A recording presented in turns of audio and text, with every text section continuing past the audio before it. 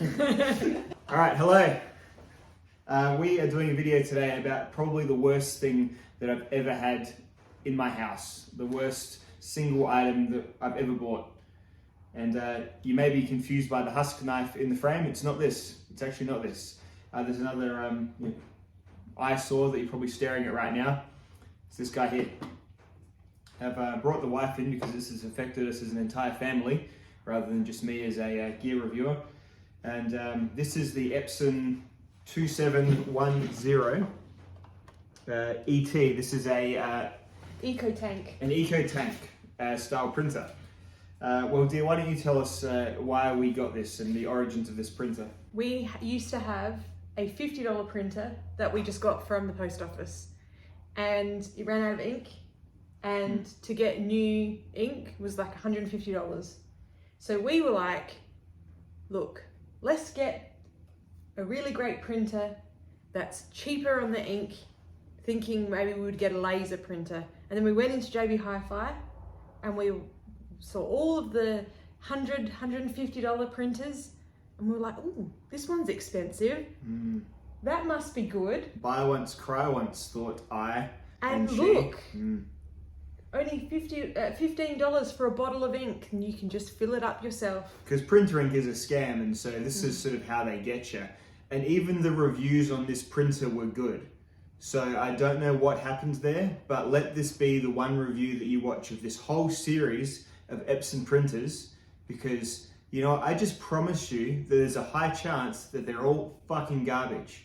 So that's, this may be, you know, the 2710 specifically, but if there's a printer that you see that looks anything like this, my advice is run. And we've had it for what, 2 years? We keep persevering. This has never done a single reliable print job for us. It is always a complete fucking pain in the ass. There is not... Can't connect to it with anything. Our $50 one you could print direct from your phone. This is the thing, it's like, does anyone use a printer so much now that you're using it every day? Like, no, this is a dying technology, but it's dying with the worst fucking death rattle that a company has ever made. All these printer companies, and I'm sure they're all lobbying, like, I bet every time that your workplace passes some law where something still has to be on paper and can't be paperless, I bet there's some sniveling fuckwit printer company lobbyist somewhere behind that, up some politician's ass to get like some little law changed of it. No, we still need to keep physical documents somewhere, so that needs printers. I think the conspiracy goes that deep, because there is no way products this bad should still exist. Even when I went to the shop yesterday to buy a new laser printer, we just thought, stuff it, we're never going to print color anyway, just get a laser printer so that the toner lasts a long time. And even then, I had one of our children with me, and the sales guy goes, but you've got children, they might need to print assignments. I'm like, nobody prints assignments anymore. Everything is electronic. That's what the printer companies are telling you, my friend. No one needs these at all, but there's a few small things that are annoying. It's always the things that you're like, you don't realize you're gonna need it until like the morning of. So you're like, fuck, I need to try and wrangle something out of this. You need to bring a form into the bank or something. It's always some shit like that. When he tried to sell me another eco-tank, because there were pretty much all of the printers except the one I bought were eco-tank, I went on a bit of a tirade because I was like, no, they're crap, I hate them, and went on this tirade, and he was like, no, I've got one, it's wonderful. And I was like, even when it's working well, the printer quality is crap. And he goes, yeah, I would agree with that. So the one thing it does is crap, and he's been so, I guess we're just convinced this is fucking normal at this point. Yeah. That's what it is. Oh yeah, this one's actually really good. And then within a minute, he also says that the printing quality is crap. It's the one job. It's like that's like me saying my car's really good, but every time I drive it, the wheels do fall off. But it's still a good car. Like, that's how bad this industry is. So I printed out, once I managed to get this to work today, and I printed out a list of reasons why this printer sucks. And they printed yellow with lots of lines through them, and you can barely read it, but we'll work our way down them. So I'll do one, then you do one. So, and feel free to. All right, so for a start, this needs to install about a suite of about 8 Epson programs on your computer. Like, you get this going, and it's just, there's a whole whole sidebar of stuff just to run a printer, which fucking never runs anyway. But so, and it's so confusing then when the printer isn't working, you go, oh, I'll just look at the software for it. Which of the 8 programs am I going to even start with? So it just takes over like a decent part of your computer's desktop. And I know you can sort all those things out, but even just putting it on your computer just requires like software investment and just brain space and everything like that. So it's frustrating from the beginning before you even turn it on. It's never reliably connected to our network. So we don't even have a complex setup. We've got one main Mac.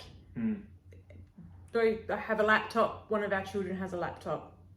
That's it. And phones. Yeah. Because you should be able to print from a phone. And you do the thing, you get the Epson little mini Wi-Fi thing that it sets up and it just goes, like the buttons just flash. It knows it's here, but it just doesn't send it. And it shouldn't be hard if it's a Mac. We're way beyond that. So then we even connected it with the printer with the cable. With the cable. And even then, like, I mean, I'll probably get into that after. Because even then, it's pretending like it's printing and it comes out blank. We hate it so much. It never knows when there's paper in it. So when I was trying to print these papers, the printer just, it makes it sound like we're taking this like to other countries and we're, like taking it for walks and stuff and oh, you shouldn't be doing that to printer. No, it's just sat on the same desk since we've got it. But sometimes it knows if there's paper in it and other times it doesn't. So it looks like this all day. And I had to ask it about 7 times to print, and I've been, micro adjusting the paper. And it goes, Yep, and then the little red light comes on, and you're like, okay, and then you micro adjust the paper again, and then eventually you get the millimeter of sensor that you must have needed to be like, oh, of course there's paper, and off it goes, and then it just prints the garbage that I'll show you in a second. So that's the third reason. So I guess then that lumps into the it does, because you can't ever tell when it's going to work. Yeah, because then sometimes it will work.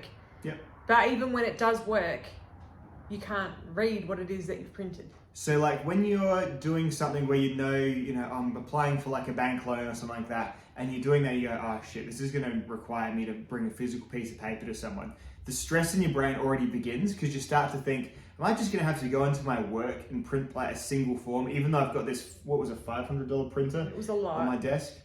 Fucking hate it. Maybe it wasn't that much, but it was a lot. I remember it being a significant investment. It was an expensive printer. And then this new ink system that they're so fucking proud of, that apparently all the printers are in it now. So it's liquid inks, and it makes little mixes of the liquid inks, right? And you can just replace just one. Oh, I'm only out of cyan. I'll just replace the cyan one. I guess that's a good idea on paper, but the ink dries up. Paper, that's a good one. The ink dries up. Unless you're printing every single day and just absolutely therefore burning through the ink dries up on the nozzles. You have to run the stupid nozzle check program and print out like a page of diarrhea. And then it's like, and then when it prints, my sample document was, which I'll probably have overlaid me printing now. This was the best I could get it to do today. So not only is it completely off center and not what the print preview was suggesting it was going to look like, and sure, maybe that's a software issue, but that is a full color picture of this actual printer according to this printer, which has, healthy amounts of ink in the stockpile, had been run, 1 million times through the nozzle cleaning, checking software. And as I said, has sat on the desk and just done nothing but be a printer on a desk. It's never been, taken on adventures or exposed to other printers and got printer AIDS or printer herpes. Like, it's just been on its own where anyone would keep a printer. And that's the best it can do. Oh, that's, I guess, the 6th point I had. It was a bit duplicitous, but when it does print, it just makes no sense. So I just tried to print this as a document. And look, it's all fucky. Like, it's just the top part's cut off, the sides, and again, maybe that's software, but it just shouldn't be this hard for $500. And this is just not a good printer. We're just normal people. We brought the printer home. We did what the printer box said was going to do.